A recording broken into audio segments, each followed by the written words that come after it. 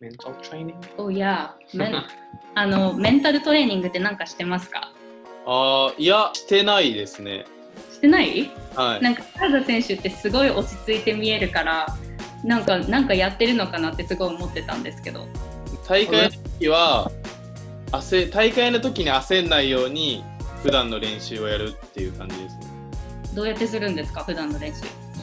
もう本当に自分が納得いくまでその大会に向けてしっかり調整できたって思えるぐらいまでやれば、焦る必要もないし、逆に多分焦っちゃうのはその普段ちゃんとしっかり準備ができてないからこそだと思うんで。He says he prepares to have full confidence to the actual competitions, so he doesn't, panic. I thought we read it on a magazine or something that he has mental training or something. なんかどっかで原田選手がメンタルトレーニングしてるみたいなのを読んだ気がするんですけど、まあ違った。間違ったりしてもフェイクニュースでただの勘違いでしたそうなんだ。なんかよくクライミングってメンタルハーフ、フィジカルハーフみたいなこと言うから、それは間違いないと思う。すごいな。じゃあもう先生からしてすごい落ち着いた心を持っていらっしゃる？いや、もともとめっちゃ緊張しいでしたよ。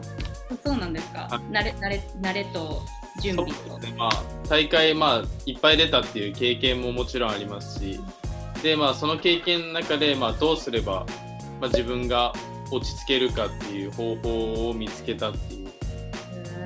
だからそれは多分人それぞれ違うと思うんで、ルーティンすごい決める人とかもいると思うし、僕はその練習をしっかりやるっていうのが一番落ち着いたんで。なるほど。Yeah, he says he used to get nervous for every competition, but as he experiences more, and this is kind of his way that he trains a lot to prepare for the competition, so he doesn't panic. What about the preparation for lead climbing? Oh yeah, lead climbing. リードのトレーニングってどういうことしてますか？リードもボルダリングみたいにひたすら登るっていう感じですか？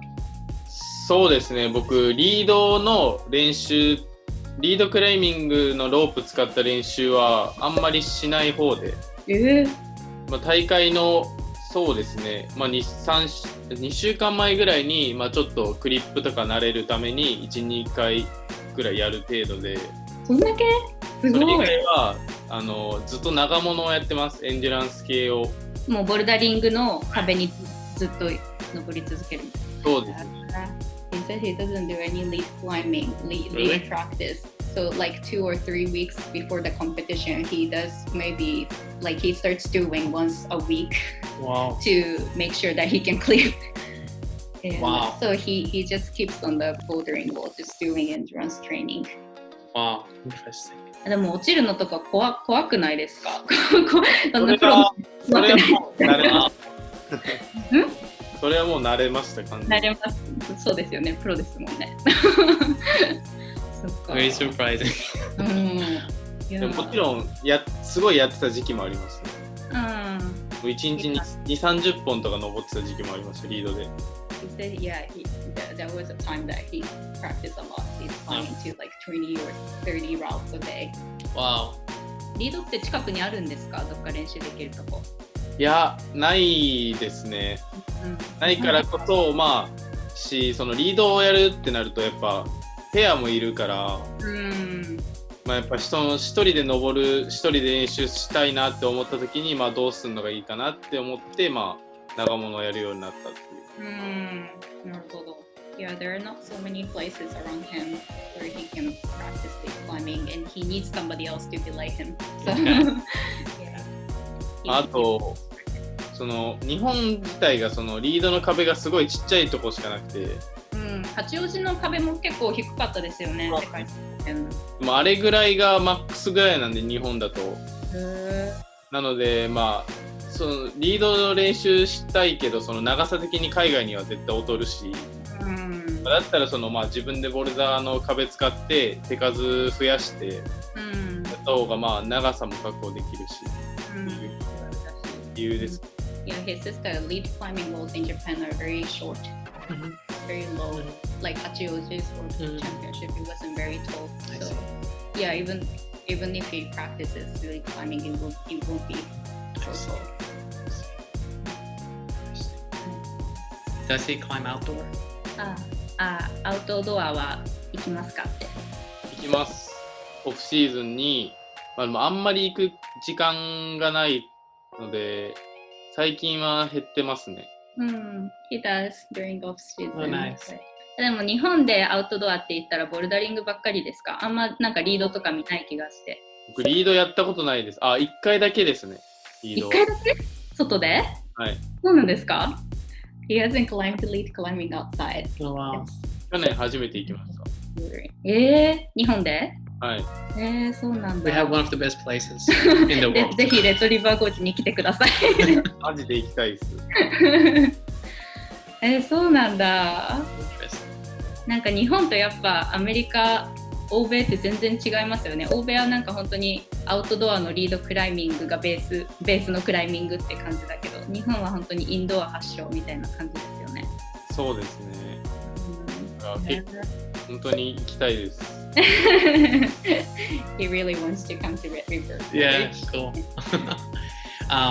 What about who is your favorite foreign climber and who's your favorite Japanese climber?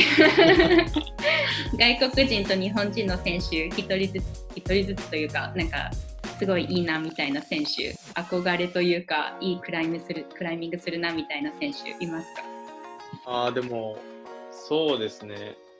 結構みんなすごい強いし、かっこいいなって思う選手はいっぱいいるんですけど、岩場とかで強い選手の方がなんか逆に惹かれるというか僕。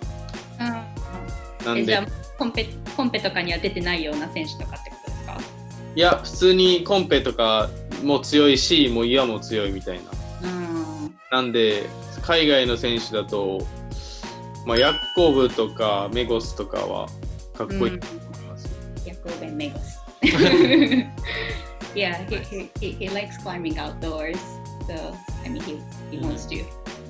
So yeah, he wants to be like them, like climbing outdoor and indoor too. 日本人はどうですか？日本人か、なんかみんな短すぎてあんまりなんかって感じとかはないですけど。Most everybody, so Yeah, it's not like. Well, the old climbers. なんか年上とか。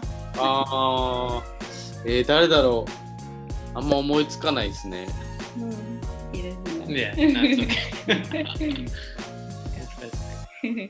It's very interesting to.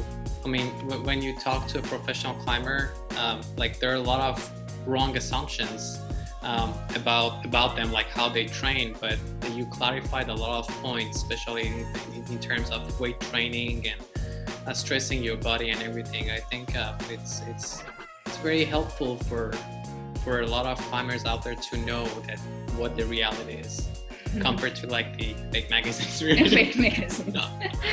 なんか私たち一般のクライマーは本当にプロの選手ってものすごいウェイトトレーニングとかハングボードとかしてがっつりやってるイメージなんですけど、原田選手のYouTube とか見てるとなんかそんなにやってないこととかなんだろう、なんかトレーニングの仕方が私たちが思ってたより全然違うなっていうのが分かって、なんか普通に雑誌とかで雑誌って言ってもアメリカの雑誌ばっかりこっちの雑誌ばっかり見てるんですけど、なんかそういうの見てるより実際のことが分かってすごい楽しいって言ってます。